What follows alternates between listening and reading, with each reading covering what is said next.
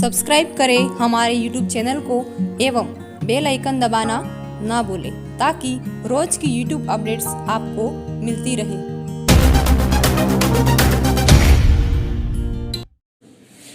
नमस्कार मित्रों, आज की जो अपनी क्लास रहेगी वो कुछ 4-5 जो शब्द हैं उनमें अंतर स्पष्ट करने के लिए रहेगी, जिसमें ग्रह, उपग्रह, क्षुद्र ग्रह या फिर मोने ग्रह, धूमकेतु और उल्कापिंड, ये जो 5 शब्दावली है उनका हम अंतर स्पष्ट करेंगे कि आखिर इनमें सूक्ष्म या फिर जो भी हो अंतर क्या है।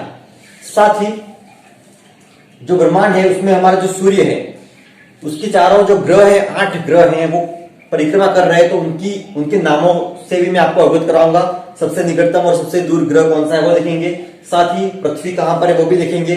और इसके पहले मैं आपको एक बात सूचना दे दूं कि जो कोरोना महामारी चल रही है तो बिल्कुल आप सतर्क रहिए।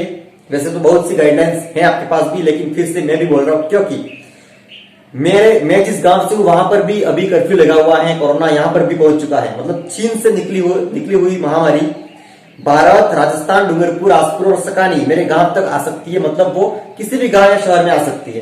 तो आप जहां कहीं भी है एकदम सिक्योर रहिए और स्वस्थ रहिए। तो शुरुआत करते हैं हम अपनी क्लास, आगे बढ़ाते हैं। देखिए, अंतर स्पष्ट करने से पूर्व आप यहां देख लीजिए ब्रह्मांड, ये शब्द आपने बिल्कुल पढ़ रखा होगा, ब्रह्मांड या कॉस्मोस। इसमें मैं एक शब्द में ये बता दूं आपको कि सभी आकाशगंगाएं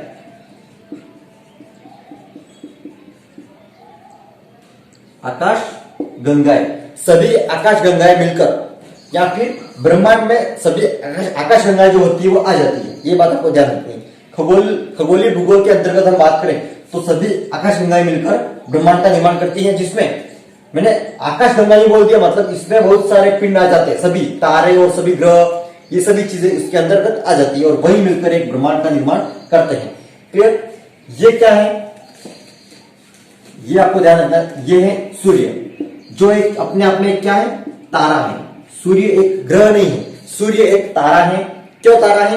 तारा वो होता है जिसका अपने स्वयं का प्रकाश होता है।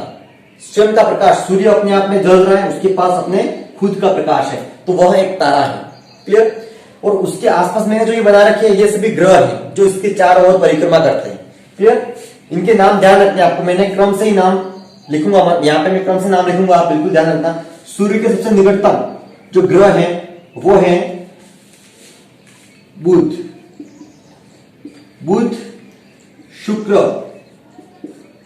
पृथ्वी, ये हमारी पृथ्वी है जहां पे हम निवास करते हैं। ठीक है, बुध, शुक्र, पृथ्वी, मंगल, ये सबसे बड़ा दिख रहा आपको, ये है बृहस्पति। बुध, शुक्र, पृथ्वी, मंगल, बृहस्पति, ये शनि, ये है अरुण और ये है वरुण। ये 8 ग्रह हैं जो सूर्य के चारों ओर परिक्रमा करते हैं। क्लियर? ये हमारा सौर मंडल है। और सबसे अंतिम देखें तो वरुण ग्रह हो गया। इसके बाद एक और था, 9 ग्रह थे पहले, लेकिन 2006 में वो जो पिंड है, अंतिम पिंड, प्लेटो नाम था, उसको उससे ग्रह का दर्जा छीन लिया, क्योंकि वो इन सब के जो विशेषताएं हैं उस पर वो खरा नहीं उतरता है, तो उसको हटा दिया गया है। ठीक है, खगोल शास्त्रियों द्वारा। तो ये तो हो गया हमारा सौर मंडल। हमें यह पढ़ना है कि जो ग्रह होते हैं वो उपग्रह, क्षुद्र ग्रह, धूमकेतु और उल्कापिंड, इनमें क्या अंतर है। इनमें इनके इंग्लिश में नाम मैंने लिख रखे, आप देख सकते हैं, planet, satellite, asteroid, comet and meteorite. Clear? ये उनके इंग्लिश में नाम है, आपको ध्यान रखते हैं। अब हम देखिए, यहां पे एक बात बता दो, जो पृथ्वी है हमारी उसका एक उपग्रह है। कौन सा है? चंद्रमा है। पृथ्वी का उपग्रह चंद्रमा, ऐसे ऐसे बाकी ग्रहों के भी उपग्रह होते हैं। तो हम उपग्रह, ग्रह में और ग्रह में भी क्या अंतर है वो भी अभी देख लेते हैं। तो ये तो था सौर मंडल। अब आगे बढ़ते हैं।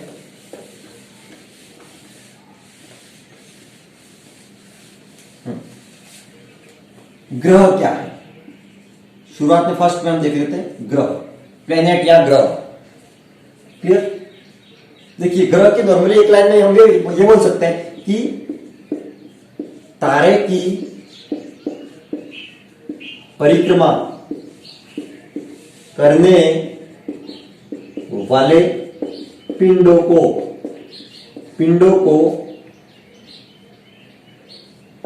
ग्रह कह सकते हैं। ठीक है, ग्रह प्लेनेट, तारों की परिक्रमा करने वाले पिंडों को ग्रह कह सकते हैं। तो हम ये समझ सकते हैं कि सूर्य एक तारा है, मैंने बोल दिया सूर्य एक तारा है, तो हमारा जो सूर्य है उसके भी चारों ओर जो पिंड परिक्रमा कर रहे हैं वो सभी क्या कहलाते हैं, ग्रह कहलाते हैं। सूर्य भी एक तारा है, तो सूर्य के चारों ओर जो भी ये जो ग्रह हैं, ये जो पिंड हैं, वो उसके चारों ओर परिक्रमा करते हैं, तो ये सभी किसमें आएंगे, ग्रह में आएंगे। और ये सभी 8 ग्रहों के नाम मैंने भी आपको बता दिए। तो ये तो होगी ग्रह की बात। क्लियर। एक शब्द है आगे उपग्रह, उपग्रह या सैटेलाइट। उपग्रह की बात करें तो देखिए, ग्रहों की परिक्रमा करने वाले पिंड,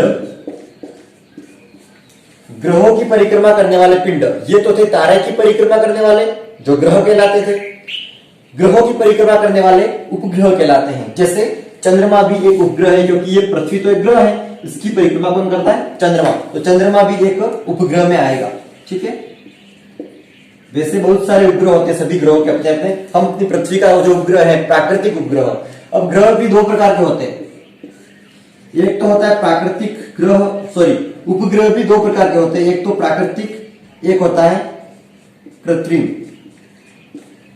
जिनको वैज्ञानिक बनाते हैं वो कृत्रिम हो गए, और प्राकृतिक जो प्रकृति प्रदत्त है। क्लियर। जैसे कि इसके उदाहरण में आपके सामने लिख दिया मैंने, चंद्रमा। कृत्रिम में जैसे हम बात करें तो भारत का प्रथम उपग्रह कृत्रिम आर्यभट्ट, महान खगोल शास्त्री वैज्ञानिक रह चुके हैं, उनके नाम के आधार पर आर्यभट्ट नाम का जो उपग्रह है वो भारत का पहला उपग्रह है, जिसको 1975 में लॉन्च किया गया था। क्लियर। विश्व की बात करूं मैं अगर, ये तो भारत का हो गया आर्यभट्ट, तो विश्व का प्रथम उपग्रह कौन सा है, उसका नाम है स्पुतनिक फर्स्ट, जो किस देश ने बनाया था, रूस ने। रूस द्वारा स्पुतनिक फर्स्ट जो लॉन्च किया गया था उपग्रह, वो विश्व का प्रथम उपग्रह है। भारत का बात करें तो आर्यभट्ट। तो ये तो हो गया ग्रह और उपग्रह में अंतर, बेसिक अंतर। क्लियर। अब हम आगे देखते हैं क्षुद्र ग्रह, धूमकेतु और उल्कापिंड के बारे में। ठीक, नेक्स्ट देखिए, उपग्रह के बाद में हम बात करते हैं क्षुद्र ग्रह की, और एक ले लेते हैं उल्कापिंड। एक बार धूमकेतु को रहने देते हैं, क्योंकि इन दोनों में कुछ बेसिक अंतर है, तो वो स्पष्ट करने के लिए मैंने पहले क्षुद्र ग्रह और उल्कापिंड को आपके सामने लिख दिया है। जैसे कि क्षुद्र ग्रह या बौने ग्रह की बात करूं मैं, एस्टेरॉइड, तो उनका लोकेशन कहां पर पहले देख लेना। हमने अभी जो सौरमंडल बनाया था वो मैंने वापस यहाँ पे छोटा सा बना दिया है। सूर्य के बाद जो ग्रह देखे थे हमने, बुध शुक्र पृथ्वी मंगल, तो मंगल ग्रह और उसके बाद वाले ग्रह थे बृहस्पति, शनि, अरुण, वरुण। मंगल और बृहस्पति के बीच में छोटे छोटे ग्रह होते हैं जिनका व्यास 1 मीटर से अधिक हो सकता है। ठीक है, उन ग्रहों को बोलते हैं, ये जो लाइन मैंने बना रखी छोटी छोटी, वही ग्रह है क्षुद्र ग्रह या फिर बौने ग्रह होते हैं। क्लियर। अब इनकी उत्पत्ति के संबंध में बहुत सारे तर्क है, जैसे कि जब ये सभी ग्रह, इन सभी ग्रहों की जब उत्पत्ति हुई थी, तब छोटे छोटे पिंड जो थे वो जाकर इस लोकेशन में जाकर ठहर गए और सूर्य की परिक्रमा करने लगे थे, तो वो अब क्षुद्र ग्रह कहलाए। ये बात ध्यान रखिए। अब देखना, इनका व्यास 1 मीटर से अधिक हो सकता है क्षुद्र ग्रहों का। उधर मैंने लिख रखा है उल्कापिंड। क्लियर। उल्कापिंड को टूटता हुआ तारा भी कहते हैं। हम जो रात में देखते हैं, कभी कभी कोई विश मांगते हैं, टूटता हुआ तारा, उसी को उल्कापिंड कहते हैं खगोल शास्त्र में। और इसका व्यास जो होता है वो 1 मीटर से कम ही होता है। उल्कापिंड जो होती है उसका व्यास 1 मीटर से कम होता है। ठीक है, और क्षुद्र ग्रह का व्यास 1 मीटर से अधिक हो सकता है या होता है। तो देखना, पहले हम इसको पूरा देख लेते हैं। ग्रह या उपग्रह से तो छोटा होता है। हमने अभी इसके पूर्व ग्रह और उपग्रह जो देखे, इनसे तो ये छोटा ही होता है क्षुद्र ग्रह, लेकिन उल्कापिंड से बड़ा होता है। बिल्कुल दिख रहा है, उसके 1 मीटर से कम व्यास है, इसका अधिक है, तो उल्कापिंड से बड़ा होता है क्षुद्र ग्रह। ठीक। अब ये किसके बने होते हैं, तो खनिज चट्टानों से निर्मित, खनिजों वाली जो चट्टानें होती है पृथ्वी में भी जिस तरह से मिलती हैं, उसी रूप में ये बने होते हैं। क्लियर। और प्रथम जो खोजा गया क्षुद्र ग्रह था वैज्ञानिकों द्वारा, यह एक क्षुद्र ग्रह है, वो प्रथम खोजा गया था, वो था सेरस। वैसे औसतन माना गया लगभग 40,000 के आसपास क्षुद्र ग्रह हैं, 40,000 के आसपास जो सूर्य की परिक्रमा करते रहते हैं। लेकिन पहला जो खोजा गया था वैज्ञानिकों ने, वो खोजा था सेरस नाम का 1819 ईस्वी में। ये तो था क्षुद्र ग्रह। क्लियर? अब देखना इधर, उल्कापिंड या टूटता हुआ तारा जिसका व्यास 1 मीटर से कम होता है। अब इसके अंदर क्या होती है? इसके अंदर जो होता है वो लोहे, निकल और मिश्र धातु और खनिजों की मात्रा होती है। किसमें? उल्कापिंड में। लेकिन देखिए, उल्कापिंड नाम कैसे पड़ा, ध्यान रखना। ये मान लो कोई पिंड है, किस रूप में? टूटता हुआ तारा है मान लो, ये जो पृथ्वी की ओर आ रहा है। तब औसतन यह होता है कि ज्यादातर जो तारे होते हैं, टूटते हुए तारे या उल्कापिंड, वो धरती तक नहीं आते। जब तक वो क्या जलकर भस्म हो जाते हैं, बीच में राख बन जाते हैं, तब तक तो उनको बोलते हैं उल्काश्म। धरती पर आकर नहीं गिरता है तब तक तो इनको उल्काश्म बोलते हैं। सिर्फ हमें टूटते हुए तारे के रूप में दिखाई देते हैं, धरती तक नहीं आते। लेकिन यदि कुछ उल्काश्म ऐसे होते हैं जो मजबूत होते हैं और पृथ्वी तक आ जाते हैं, पूरी तरह जल नहीं पाते हैं और पृथ्वी तक आ जाते हैं जलते जलते और पृथ्वी पर गिर जाते हैं, तब इनका नाम हमने दिया है, वो दिया है उल्कापिंड। पृथ्वी पर अगर गिरता है तो वो कहलाएगा उल्कापिंड। अगर रास्ते में ही भस्म हो गया या जल गया पूरी तरह से, तो उसको हम उल्काश्म कहेंगे। तो ये था क्षुद्र ग्रह और उल्कापिंड के बारे में। अब लास्ट बचा है धूमकेतु, उसके बारे में कुछ विशेषताएं देख लेते हैं। हाँ, लास्ट में है धूमकेतु या कॉमेट। ठीक है, धूमकेतु या कॉमेट, जिसके बारे में हम बात करेंगे अभी, जिसका एक अन्य नाम क्या है? पुच्चल तारा। पुच्चल तारा भी कह सकते हैं। पुच्चल तारा क्यों कहते हैं? क्योंकि इसका आकार ही कुछ इस तरह क्या होता है, पीछे पूंछ की तरह होता है। इस भाग को हम पूंछ कह सकते हैं और बीच वाले भाग को बोलते हैं नाभि और आगे वाले भाग को बोलते हैं कोमा। ये धूमकेतु या पुच्चल तारा जो होता है उसकी विशेषता होती है। आगे वाला भाग कोमा कहलाता है, बीच वाला नाभि, लास्ट वाला पूंछ के रूप में। अब इसके बारे में ध्यान रखने की बात क्या है? धूमकेतु जो होते हैं वो जो सूर्य है, सूर्य की जो ये परिक्रमा, जैसे हमारे पृथ्वी जिस तरह से सूर्य की परिक्रमा करती है, पृथ्वी या दूसरे सभी ग्रह, उन ग्रहों की भांति पुच्चल तारे या धूमकेतु जो होते हैं वो भी सूर्य की परिक्रमा करते हैं। क्लियर? पृथ्वी पे आगे गिरते नहीं है, ये सूर्य की परिक्रमा करते हैं। और जो समय है उनकी परिक्रमा करने का वो कुछ इस तरह से दिया हुआ है, 6 या तो 6 वर्ष लग सकते हैं उनको सूर्य की एक परिक्रमा पूरी करने में, 6 वर्ष भी लग सकते हैं। कुछ पुच्चल तारे या धूमकेतु 200 वर्ष भी लगाते हैं, या कुछ जो होते हैं वो 200 वर्ष से अधिक समय भी लगाते हैं, 300, 400, 500 वर्ष भी लगा सकते हैं। पुच्चल तारे जो होते हैं, धूमकेतु जो होते हैं, वो सूर्य की परिक्रमा करने में, एक परिक्रमा पूरी करने में, जैसे अपने पृथ्वी 365 दिन लगाती है उसी तरह सूर्य की एक परिक्रमा पूरी करने में 6 वर्ष या फिर 200 वर्ष भी लगा सकते हैं कुछ पुच्चल तारे, या फिर इससे अधिक वर्ष भी लगा सकते हैं एक परिक्रमा पूरी करने में। तो इसका पता कैसे लगाया? तो इसका पता खगोल शास्त्रियों ने इस तरह से लगाया। एक तारा है पुच्चल तारा जिसका नाम है हेली।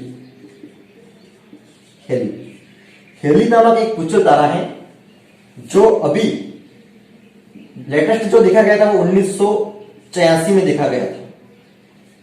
ठीक है, लास्ट बार जो देखा गया था वो 1986 में देखा गया था पृथ्वी से। जैसे पृथ्वी यहां पर है तो पृथ्वी से मान लो हम सूर्य की ओर देखते हैं किसी भी टेलीस्कोप से, तो तब ये गुजरता हुआ दिखाई दिया।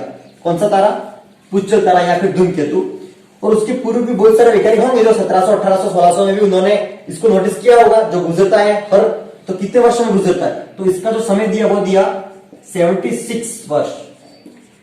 हर 74 वर्ष में एक परिक्रमा ये सूर्य की पूरी करता है। ऐसी बात पता लगा दी वैज्ञानिकों ने, खगोल शास्त्रियों ने बात पता लगा दी कि 74 वर्ष के अंतराल में हेली नामक पुच्चल तारा सूर्य की एक परिक्रमा पूरी करता है। अंतिम बार देखा गया था 1986 में। ठीक है, और हर 74 वर्ष के अंतराल में वो वापस दिखाई देगा। इसकी विशेषता हो गई है। क्लियर? तो ये था धूमकेतु या पुच्चल तारा। तो ये कुछ बेसिक इनमें जो अंतर थे वो मैंने बता दिए हैं। और भी अगर इसके बारे में नोट्स चाहिए आपको तो डिस्क्रिप्शन जो होता है नीचे, वीडियो के नीचे, वहां पे आपको लिंक मिलेगी। उस लिंक में बहुत सारा मैटर आपको मिल जाएगा। ठीक है, धन्यवाद।